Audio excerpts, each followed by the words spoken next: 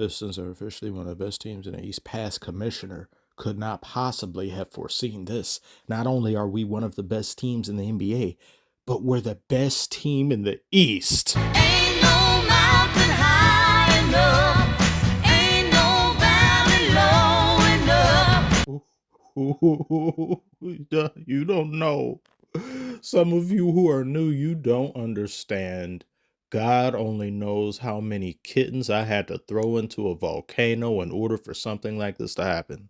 Great Depression hoops that seemed endless. In those days, smiling was a misdemeanor. But now recreational smiling is legal for 2 out of 7 days of the week anyway. So familiarize yourself with this if you haven't already. It'll help you understand where we were to appreciate what we are now. This is a Christmas miracle if I've ever seen one, and it's not even Christmas yet. And we won this game with no Jaden Ivey, no Marcus Sasser, no Mule Stew, and no Tobias Harris, who's probably dressed the most casually normal I've seen of most NBA players as of late. Most players come to the game looking like Cruella DeVille or Jaden Smithsonian.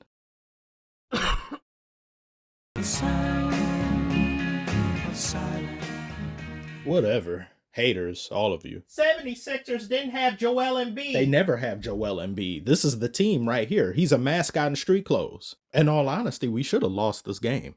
The fact that we won it is surprising, very surprising. We were down by double digits several times during regulation, and our defense was giving me heart palpitations. You see this here?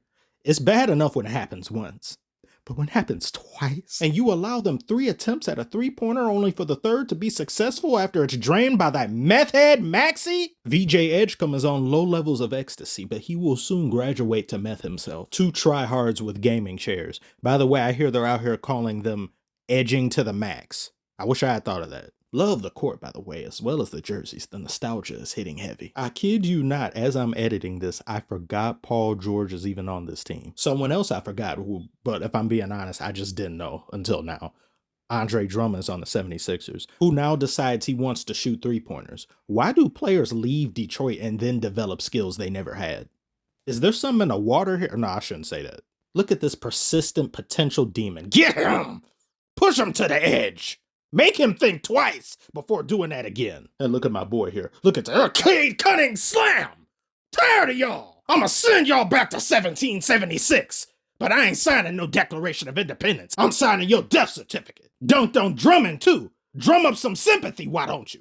Look at that fan's face. He like, ugh. Stings, doesn't it? He about to catch a case. Don't get teed up now. You went way over the show and emotion limit. He's lucky he got away with it. Now look, you say, you want to double team me? Look at this. Look at that. Not even AI can change what I just did.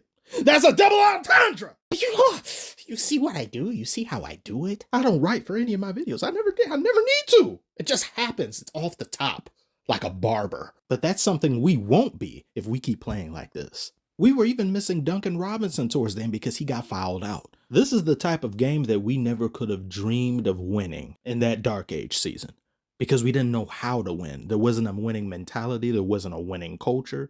When all you do is lose, winning feels like an undeserved privilege. Cade may now be my second favorite player in the league behind Curry, or he's easily top 3, of course, because think of what this man has gone through. Think of just how much time he had missed early on due to some injury woes, comes back and experiences the worst season of all time, didn't complain and throw a fit, didn't try to force his way out, didn't try to get Monty Williams fired during the season. If he keeps this up, I may have to glaze again. Something I'd like to see us improve upon. We need more shooting, of course, because there was too many different stretches in this game.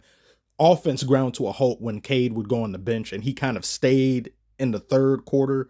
He played, it felt like a majority of the third quarter, and I was wondering, when is he going to get a rest? And I hope that when he went out the game, things wouldn't just fall apart on us. But Duran said, no, don't worry, I got you. 16 rebounds, 2 steals, 2 blocks. And he ended the game with 21 points. The 2-man game between him and Cade is just so seamless. It's very refreshing to see a center in Duran be a traditional center of sorts.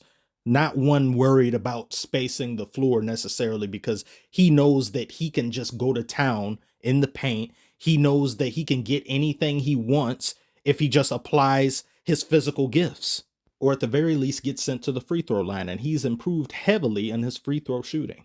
I think the sky's the limit for his potential. There should be a big untouchable label on him. The fact that he hasn't been given an extension yet, or they're probably just waiting a little bit. If it's custom to just wait and just see some things first before trade deadline, okay. But if I had to choose, of course I'm going to pick him over Jaden Ivey that you give an extension for. I don't want to see Jaden Ivey go, but at the same time, I think the pairing and duo of Cade and Duren are bordering upon special territory. Asur Thompson, I think defensively what he gives us, near invaluable. His steals, he got one steal towards the end of the game, and it was just such a perfect time for a steal because I think the game was tied or it was very close. That ended up getting us the possession. We weren't able to do something with it, but just draining time on the clock, making things harder for the 76ers. This right here pissed me the hell off when Maxey did this. When they be holding that hand up, I'll be like, somebody super glue that hand. Keep that hand from going up again. He just stop him. He's been playing phenomenally. I can see why some of you had left comments in the community poll asking who's your early MVP favorite. I saw some Maxies there, and I said, I've been hearing he's been doing good, but just how good? I now know gooder than good. And VJ Edgecombe, though he didn't really have a great game, he didn't shoot it too well from the floor. The fact that this is just his rookie year, and he's showing you the brilliance game to game and what he's capable of, the future, dare I say, looks very bright in Philadelphia. You just got to get rid of that rot that's in your basement. Once you do away with that, lose it on purpose, sell it for cheap to some sap in the league, you will be... I really like that movie, by the way. Hunter's Got Bangers. Taylor Swift could never. But yeah, get rid of Paul Bearer. Get rid of Embrittle. These two are weighing you down.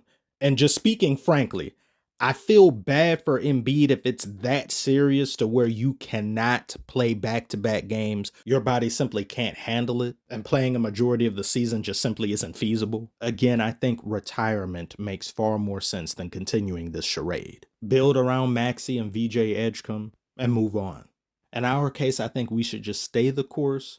If there's a big trade out there that makes sense without giving up too much, unless it's a dynamic trade for a player that's just a surefire all-star or something like that. Work on not being down double digits multiple games. I admire the Pistons' ability to weather the storm, to remain composed, evening the odds down the stretch. I just don't want us to develop a habit of being down constantly and having to dig our way out of trouble.